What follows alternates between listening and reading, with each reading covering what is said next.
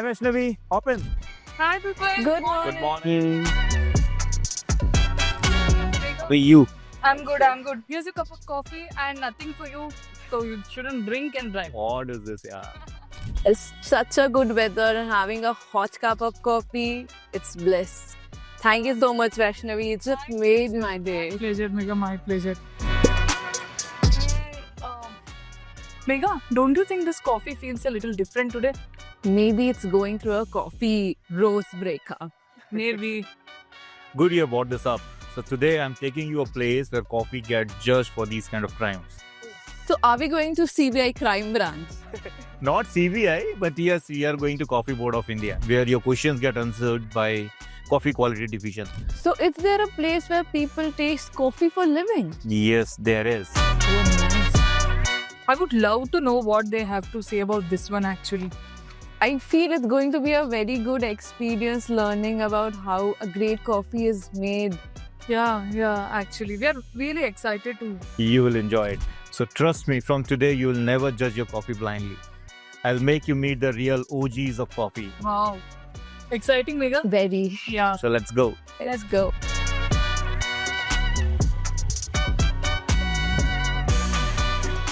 A few minutes later.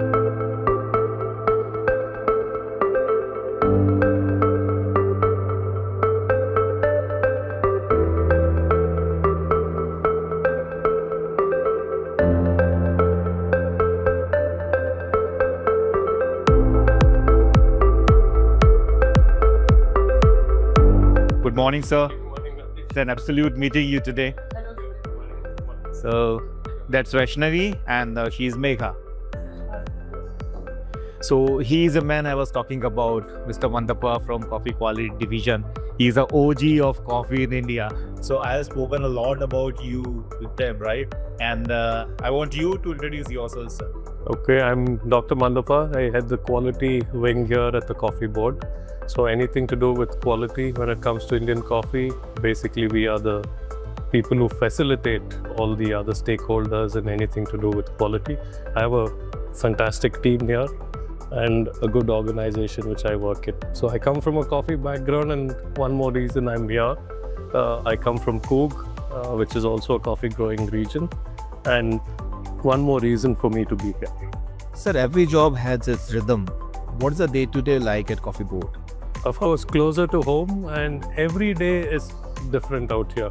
We do a lot of coffee tasting here, organoleptic evaluation of coffee. We do have some very sophisticated instruments in terms of the E-nose and the E-tongue. And at the end of the day, our reports really matter to both the grower, who is our major stakeholder, and the main person in the entire value chain who brings in that raw material or the green coffee. After which, everybody in the value chain, be it an exporter, be it a roaster, everybody avails their services from our lab. So I think it's a very critical role, a huge responsibility, but I enjoy it. Can you show us the place where coffee gets tasted? Yes, why don't we just step out and show you our lab. It's a state-of-the-art lab which we've developed under the TIE scheme from the Ministry of Commerce and Industry. This was done in the early 2018-19s. We started formally in 2021 with the new lab, and now we can proudly say we are NABL accredited. So we are ISO IEC 17025 accreditation, which is something which we are very proud of, because we are the only lab in Asia to be. It's like an international. It's an international standard organization certification. But we are a certified testing laboratory, an NABL certified testing laboratory. We are the only one in Asia to be certified for organoleptic evaluation or sensory evaluation of coffee currently. Please come. Okay, let him go. We'll start from here basically. So what happens when the samples arrives in Coffee Board of India? Like, what's the first step? Yeah, before we go there, we get most of our samples in the green bean form. This is what you mean by green coffee or clean coffee per se. At the farm level, before we get to the green beans, at the farm level, a farmer processes it majorly in 3 different ways. One is your unwashed or your cherry processed coffee or your natural coffee. where he harvests the ripe cherries and he sun dries them or mechanically dries them. The most common process is the wash process coffee, where the ripe cherries are harvested.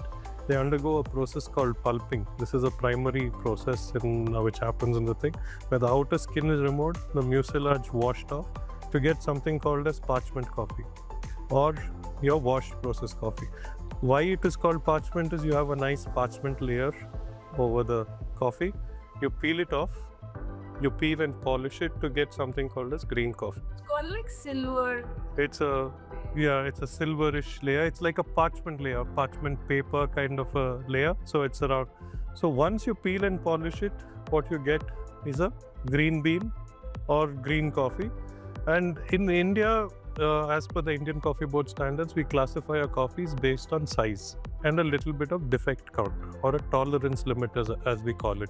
We have an Indian Coffee Board standard which is recognized both domestically and internationally, and based on this we have classified our coffees into 3 specialty coffees. One is the Monsoon Malabar, both Arabica and Robusta, which is a very special coffee which I'll speak about a little more later on. We have the Mysore Nuggets Extra Bold. It's a washed processed Arabica coffee of a particular size. The beans are extra bold.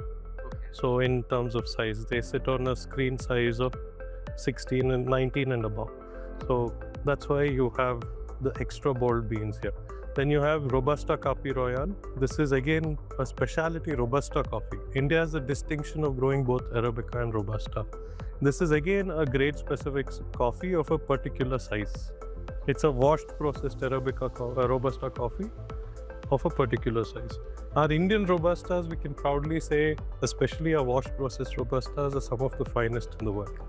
And they always fetch a premium. Okay.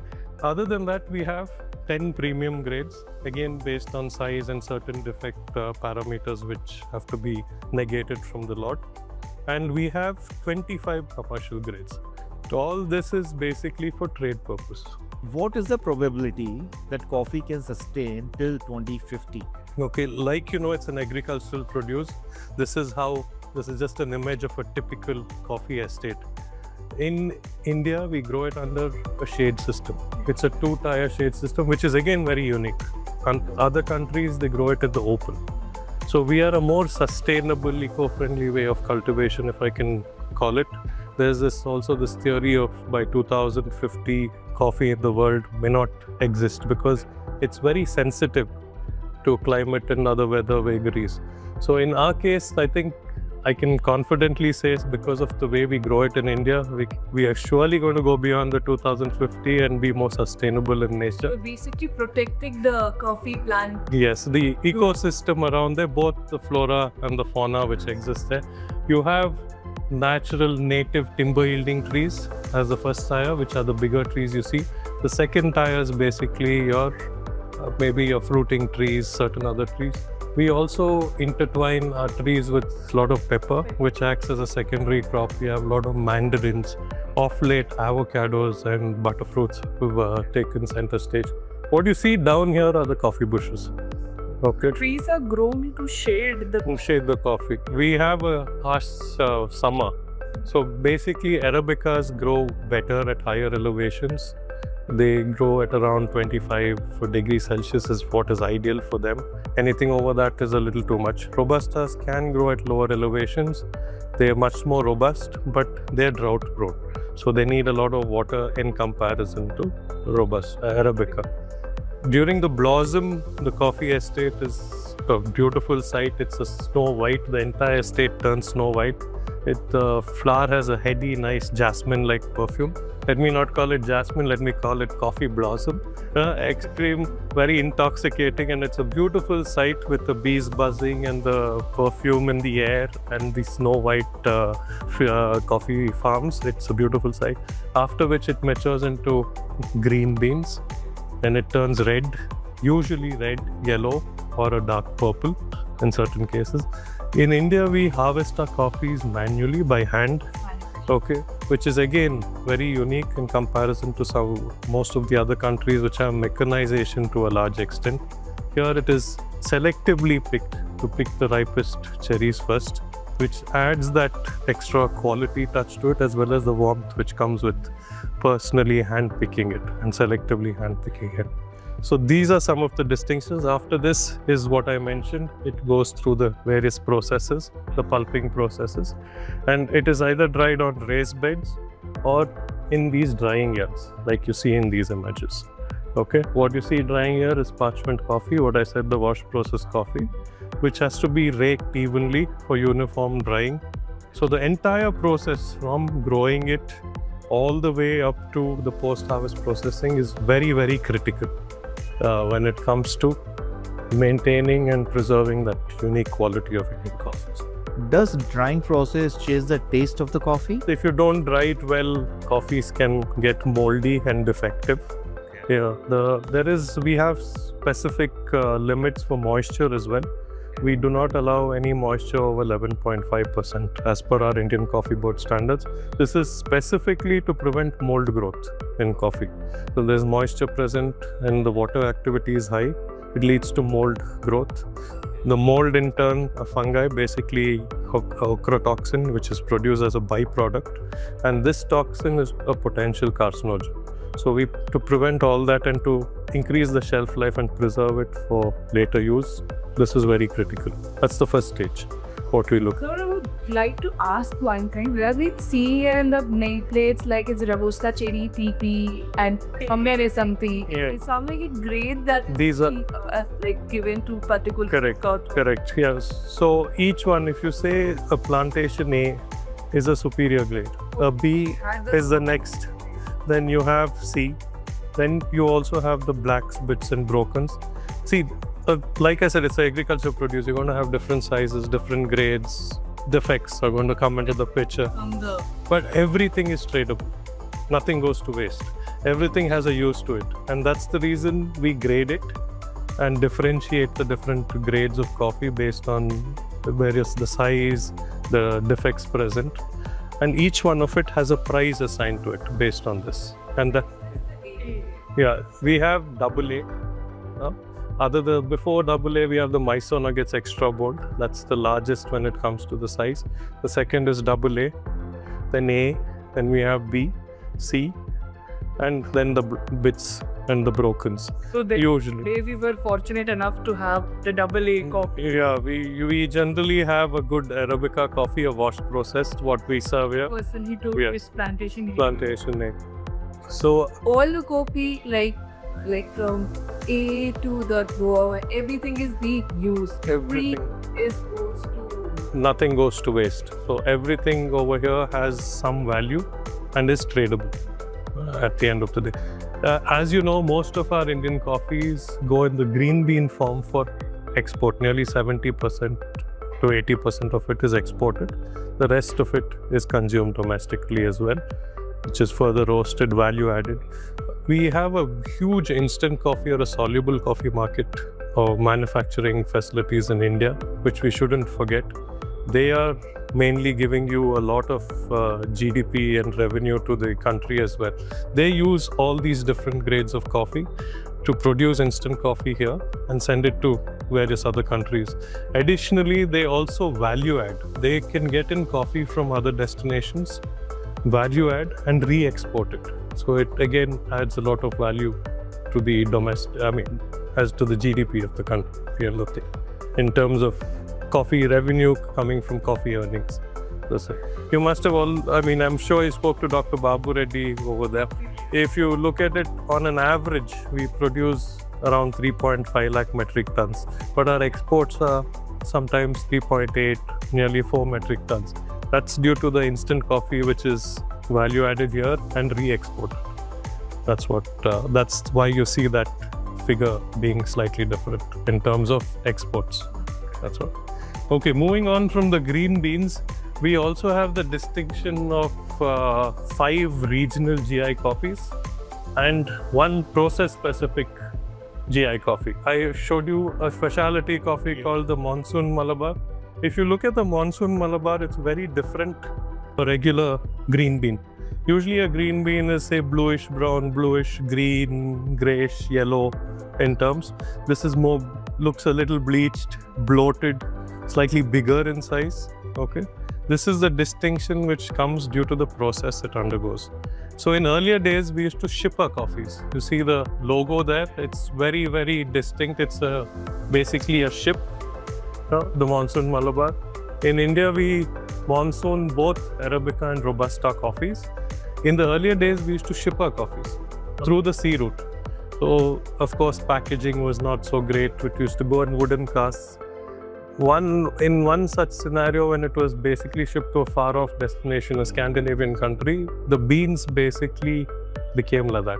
It got bleached, bloated due to the monsoon winds blowing. And this in turn, when they consumed it, it had a very nice, mellow, nutty, a slight, I would say, in a good way, earthy character to it, which they preferred. Added value to the Yeah, the whole process which happened. So now to this day and age, we do it not by sending it by ship for 3 months. We have artificial warehouses. We have warehouses in the Malabar coast. It's a GI specific coffee. That abbreviate what is GI is a geographical indication tagged coffee. That means this coffee has to be processed in the Malabar coast for it to develop these characters. Now, for example, the region has certain microclimate or you have the monsoons coming in. This process is usually done between June to September for the 3 months, where these coffees are exposed to the monsoon winds now in these warehouses. They end up becoming bleached, bloated, after which they're dried to a certain moisture level, packed and sold for very high premiums, specifically on order. Okay, the process, these coffees are very, very important, and now they found out that it adds a lot of crema. The crema is that frothy layer what you get on a shot of espresso. So it adds value to an espresso. If you brew it as a standalone coffee, as a manual brew, it again has very distinct characters. Like I just mentioned, the mellowness and that slight subtle earthiness to it, very nutty and nice. So these characters give it that unique distinction. And like I said, it has to be done on the Malabar coast. It's not only the microenvironment, also the microflora present there act on the coffee. And this in turn imparts that flavor to the coffee. So if I throw the same coffee up during monsoon on my terrace here or in a warehouse here, it will not be the same. And that's one more distinction of that geographical region. to be in Malabar. Yeah, the Malabar coast.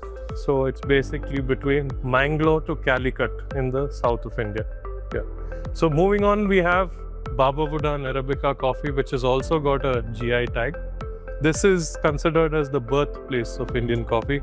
You know how the legend has it that the saint called Baba Budan actually they say he smuggled 7 bees into the country and he planted them on this particular. Or it is actually. I mean, we don't know to us, but the legend goes so. Yeah, and it is considered so. You still find coffee growing in this region. The coffees are basically the slightly high-grown coffees, very distinct in their profiles in terms of it has bold, bright acidity in these coffees based on the elevation. And Baba Budan coffee is also popularly known as Giri coffees. Okay, and very popularly sold both domestically and internationally.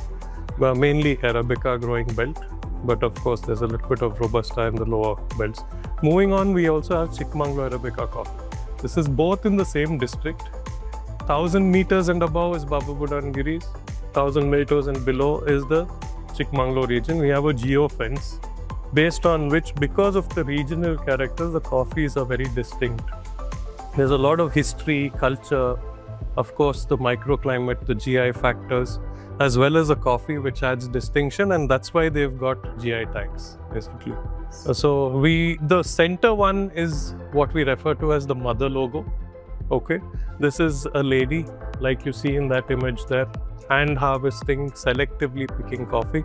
You see the typical headscarf what they use, and you also see a bindi in this case just to depict that they always say women are very good and more patient at selectively picking in comparison to maybe us men. More patient. So this is our mother logo. Then we have the Coog Arabica coffee, another very interesting region, geographically indication tag coffee, which has, again, due to the region, there are very unique characters. The culture around there, it is basically the Kodwas who dominate the Coog region. They have invariably been always associated with agriculture and growing coffee. So there's culture to it. There's a small conservation angle. In Coog, there's a concept called Devarakadus, means forest of the gods, if I can literally translate it. These are small patches, even in between a coffee estate, which is untouched. There is usually a local deity. They're basically ancestral worshippers and nature worshippers. There'll be maybe a stone, or they'll just worship the forest. This again acts as a nice preserve of that particular ecosystem there, which is not lost, around which you might still have coffee growing and they're doing their regular activities. All these characters and factors have also impacted the coffee per se and made them distinct, and hence they've got a GI tag. Then, of course, the most popular of late, the Araku Valley Arabica coffee, which has again been given a GI tag. These are mainly grown by tribal growers from the Araku or the Andhra region. Very popular these days. They have a first of their cafes, standalone Araku cafe, launched in Paris as well. It has given a whole source of livelihood to the tribals out there. Per se. They were usually doing the zoom cultivation, where they slash the forest and then they grow, say, a legume or a grain for 3 months. Then again move on and slash another portion of the forest and move on. Coffee, it's called zoom cultivation or things like that. This coffee cultivation has given them a source of livelihood and also given them a base, because they need to settle down there and grow coffee. It's giving them good returns as well. Very popular. A lot of the cafes, both in India and abroad, seek a lot of Araku coffee. Yeah, Araku coffee. Then we have the Wayanad Robusta coffee. This is the only Robusta coffee currently which has a GI tag. It is, again, Wayanad is always known for its distinct Robustas they grow. It's mainly a Robusta growing belt. The Robusta beans generally end up golden brown after the drying process. So this Robusta coffee per se is very sought after and has that distinct bold nature that comes with a Robusta coffee. I'll never call a Robusta bitter and harsh. I would call it more bold and strong in its nature. And a combination of Arabica and Robusta gives you that super balanced cup. Yeah, and nowadays you have fantastic Robustas coming out of various regions, and including Wayanad, which can also stand out as a standalone cup, where you can brew it and consume it as a standalone Robusta. Okay, you'll all know that Arabicas are slightly the finer coffees in terms of its flavor, aroma, and taste. Robustas are usually considered, always given a slight stepmotherly treatment, unfortunately. But like I said, they're bold and strong in their own way. Okay. Globally, I think Robusta is consumed more in European countries and Arabica more in US countries. Not necessarily, but there is a demand for Robustas in some of the European countries, Italy specifically, because it goes very well in an espresso per se. So one of our biggest markets is the EU on the whole, if I can just put it that way. And of course, the Middle Eastern markets also are picking up now. Okay. When we are speaking about the GI tags, we got 5 of the GI tags together in a single shot. All thanks to the excellent team I have here, all their efforts put together. We were awarded a small award from the GI registry as one of the only institutions to get 5 GI tags in one shot, okay, for 5 of the coffees. And we were given an award. We also have, this is our commemorative postal, what do you call these stamp covers for each of the GI regions. If you look at it, this is, I think, Wayanad. So similarly, we have for all the other different regions, from the Karnataka Postal Department. This is from Coog Coffee. These stamps also have an aroma to it. Is it? Yeah, they smell of coffee. Nice. Okay. So we can actually smell it. Yeah, you can actually smell it. This is From really powder. No, it's basically this stamp which has an aroma attached to it. Similarly, for all the GI regions, we have a commemorative stamp, which is a collector piece. People go after it. This is Chikmagalur again. Okay. Similarly, we have for Baba Budan as well. Okay.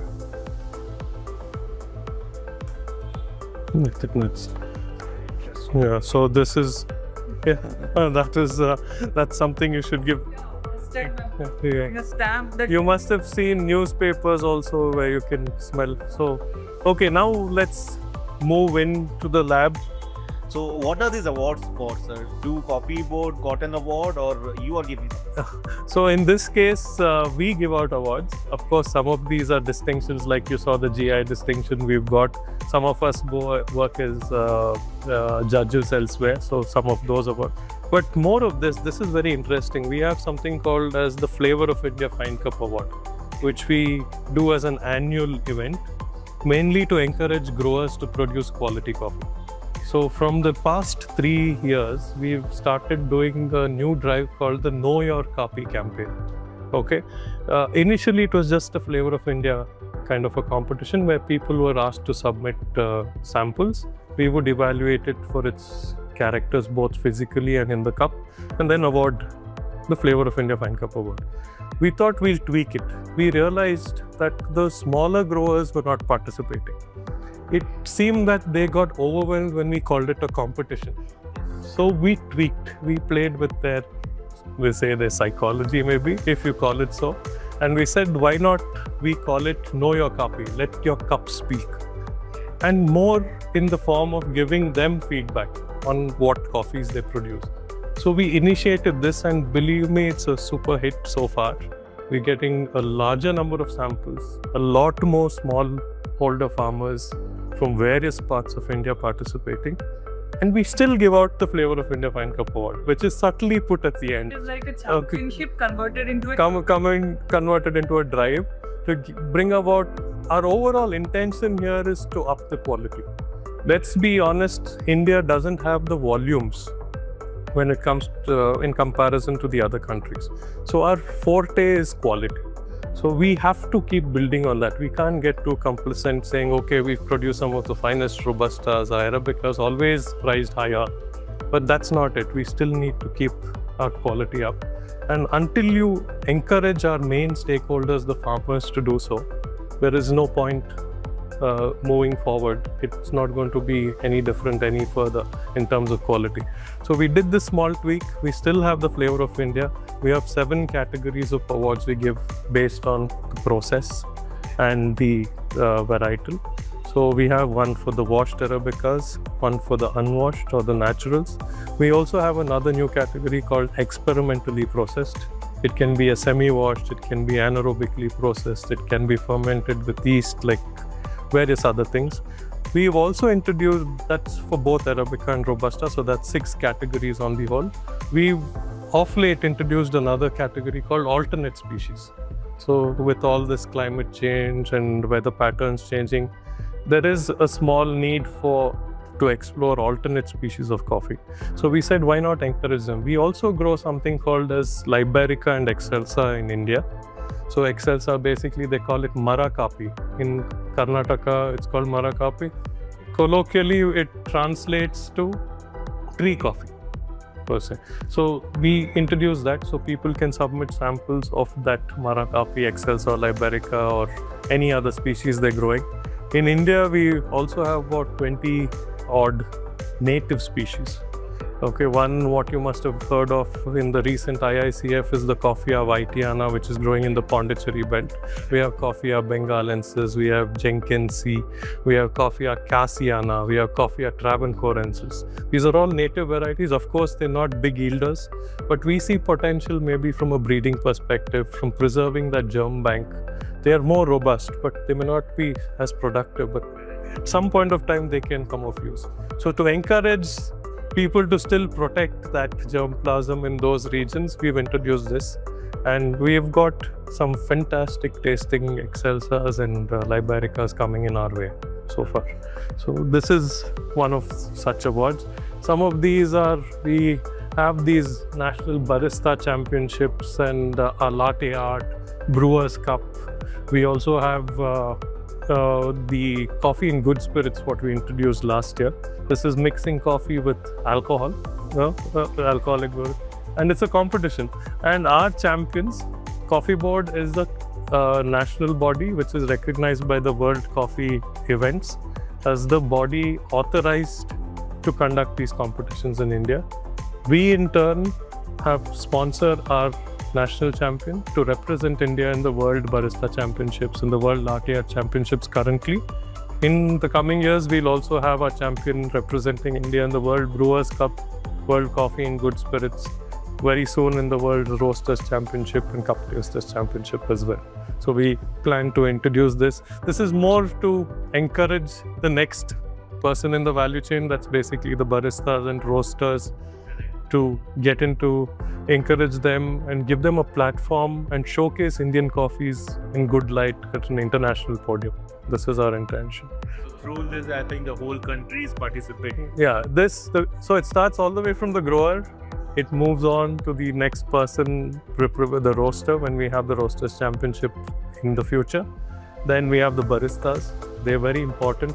Every stage, I said, all the way from brewing till the final roasting, brewing, to if you're retailing, packaging, everything is equally important in the entire value chain to, bring out that beautiful aromas and taste that coffees produce. All the process interconnected. Interconnected. The entire value chain is very close-knit and interconnected in its own way. It's a beautiful industry on the whole. Yeah. I think you know about this in detail today. Correct. Yeah. Come, let's walk into the lab. I've taken you all through a basic introduction. Please come. Okay, this is basically our cupping lab. You see all the cupping tables here. We, of course, what I'll do is you also have the green coffee. This is how green coffee basically looks. You saw it outside. After the parchment cover, the cherry coat is. The next process is we need to roast it. So this is green coffee, this is roasted coffee. So I'll basically take you all through the small roasting process, how coffees. So when a coffee comes to a lab, it comes generally in the green bean form. We roast it and we cup it, basically. So these are the big tables. Yeah. It's very interesting. Yeah, so it's basically, it's quite a, you will see the process eventually happening. Okay. So these are our sample roasters. Okay, these are basically our sample roasters. These are old Probax, a German company which makes them. Of course, you get them in India. I'll take you all further through. This is again a sample roaster with a little bit of AI integrated to it. So things are getting, that's a typical drum roaster. This is more of a pebble.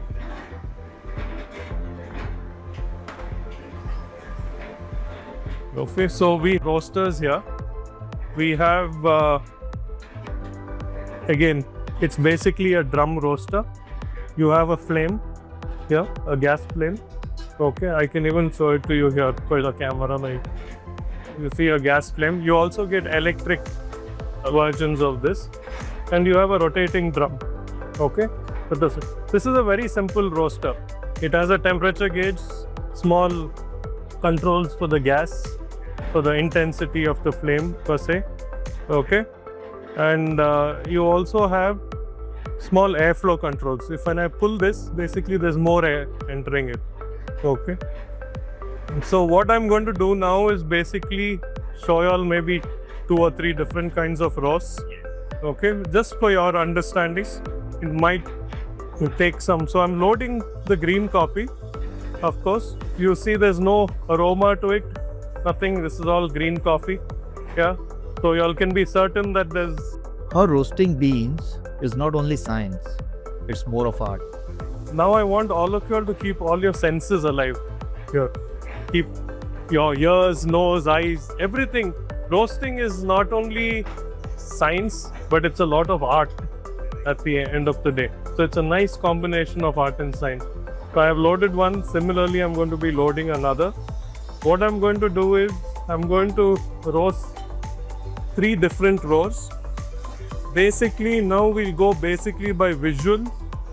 to see how they end up visually. Okay, so I'll do a light roast, a medium, and a dark roast. Okay, just for you all to understand how. And like I said, please keep your senses alive. Yeah. So these are the same coffee. same coffee.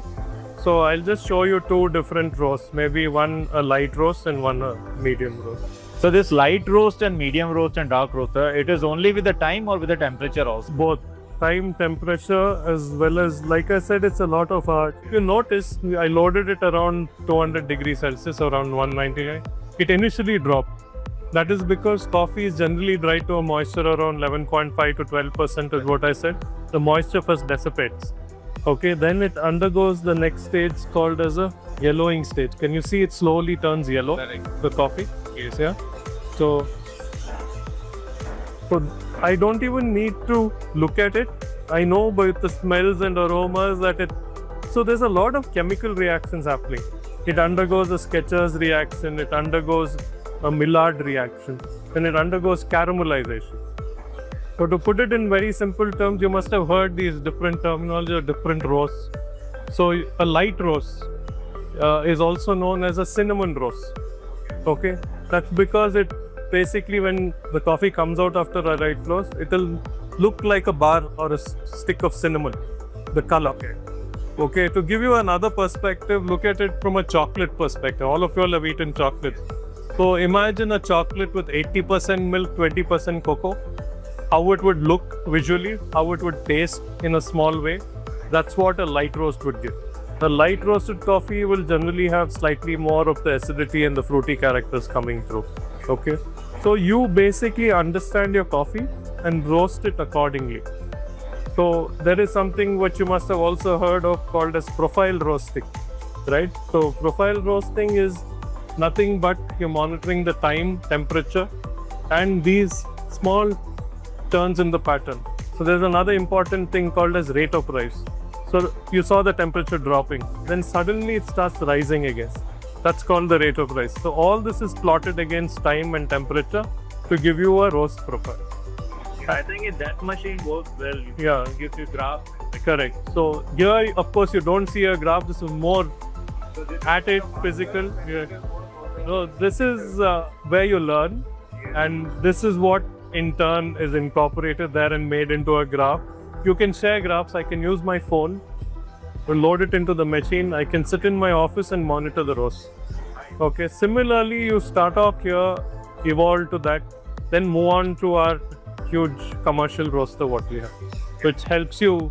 So you do, in a commercial roaster, you don't need to waste say 20 or 100 kilos of coffee for that. You can do 100 grams here, understand how that coffee behaves, and then evolve.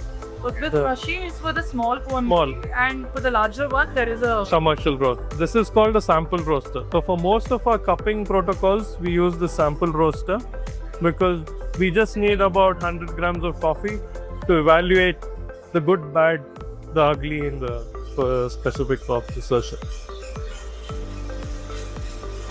The next stage, you will say slowly Maillard the browning reaction. From yellow it's turning a little brown. Next it will turn a little more chocolatey brown. Okay, I'll show it. And this is still green. This is still yellow, yeah, in comparison. So what you see here is a bean of coffee basically has a silver skin inside. It's all protective. It's at the end of the day, it's a living embryo or a seed. So that is what we are putting through all this process. So you understand from a light green, it's dried, then it's again milled, then it undergoes the roasting to give you this. So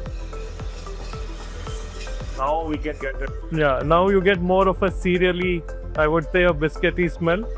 Yeah, so if I can call it that. What is the first crack in roasting? The first crack is basically an indicator. Soon after the first crack, when you load it off the cylinder, basically when you get a light roast. Okay, it's an indicator to indicate that okay, the coffee is roasted to a level, one level, yes. again the temperature is also going up now with it 150. Yeah, it'll go up now. So I mean, this is going to take a good 9 to 12 minutes is what an ideal roast takes. So Again, do you all have the time or so you're... Yeah, Yeah, so it... whole day we have kept So slowly it's still it'll turn a little chocolatey brown. Like I said, a milk chocolate brown, and it turns into a bar of dark chocolate. Then if I keep on roasting it to a dark roast, it ends up becoming a bar of bitter chocolate, if I can call it. So the darker you roast it, there's more sugar browning happening and more of the sugars or more of the caramelization happening. So you've all eaten caramel custard. You all still like that caramelized sugar at the end, right? With that tree. Smell it Yeah. right now. So you can actually smell the sugars burning.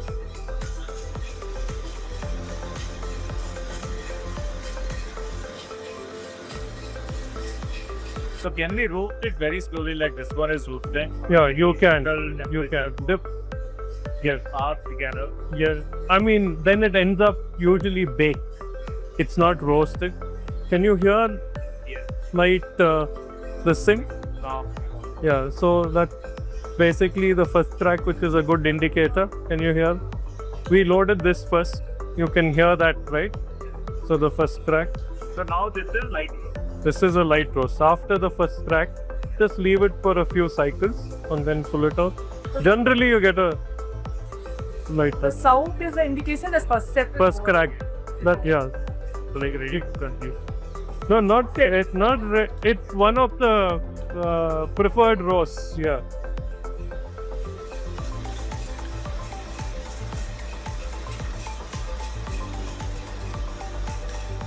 So you check whether it's basically okay, and then you unload the coffee. So what you get here is basically a very light brownish kind of a coffee. That's good. So this is what you call a light roast. So there's a cooling tray here, so it cools the coffee. So this machine is pulling the air. Yeah, pulling it in. So you see the cyclone system there, so it cools the air, throws it out and pulls it. And on that shaft what I showed you, that this thing what is falling out, that is also collected over there. Okay. Okay, It's a defect in the coffee. beyond. So these are basically underripe or immature beans, Vishamit. Okay. So this is actually a good case study. This shouldn't be there in an even row. But in this case, because I think they've just put some coffee what they found. And this is a good indicator. So see, now this is the first crack. This is more even.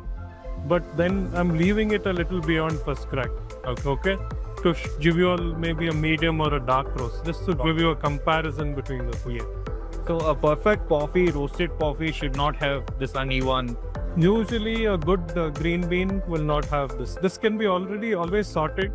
Okay. This will basically give you a little nutty, peanutty like nature to it. It shouldn't have it. It should be more even. So don't take an image of that. Yeah. All these things we will edit here. Because in between, for our knowledge also. Yeah. No, that is fine. But basically, like I said, so this in a way is a medium roast. Okay. Okay. See the color differing? Yeah. Yeah, in comparison to it. But now I'll just do a slightly dark roast so that you all understand. So this is even if it's a different batch of coffee. So one more thing, I can see the quantity still look high here, and this is no, they must have not necessarily so. But yes, so what I would say with a darker roast, your volume of the beans come down, become more brittle and more lighter. So you must have also heard the theory saying that a dark roasted coffee has more caffeine. Simple logic is more beans are going in. That's all. Caffeine really doesn't degrade to a large extent due to roasting. So it feels it is losing its quality, or I won't say losing. Some beans might need a darker roast. Okay, to give you that character. So like I said, people prefer certain roasts. Now, my preference might be a light roast because I want the fruity, the good acidity coming out, brightness. But somebody might want a roast like this, a medium roast. This will give you more balanced character of the fruity, nutty, chocolatey characters coming in. Somebody might want a dark roast. only have that slight bitter chocolate kind of notes coming in more dominantly. So depending on your preference, you can have different okay. So this is just to show you an indicator of what it is. Of course, this is again back to showing you how a green coffee has transformed to a roasted coffee. Okay, just to so you'll get it. Okay, so we've done with the roasting. The same roasted coffees we will cup. So this is green coffee, this is light coffee, and this is medium. The coffees, we receive samples like this, which are coded so that it's completely blind when we are cupping. There is no bias involved, so you have codes. You Miss Muttama took your sample in, you saw how the process works. This is how a sample comes. We cuppers don't know where it's from. Then we roast it like I showed you. And then Ramya and Sandeep, who are my colleagues, they're both coffee quality specialists out here who are cuppers as well. We cup usually as a panel, three of us to 5 of us as a panel. And she will take you through the entire process of cupping from the stage of how it's ground to a particular weighed, ground and cupped. Okay, so I'll leave it to Ramya from here. Thanks, Ashish.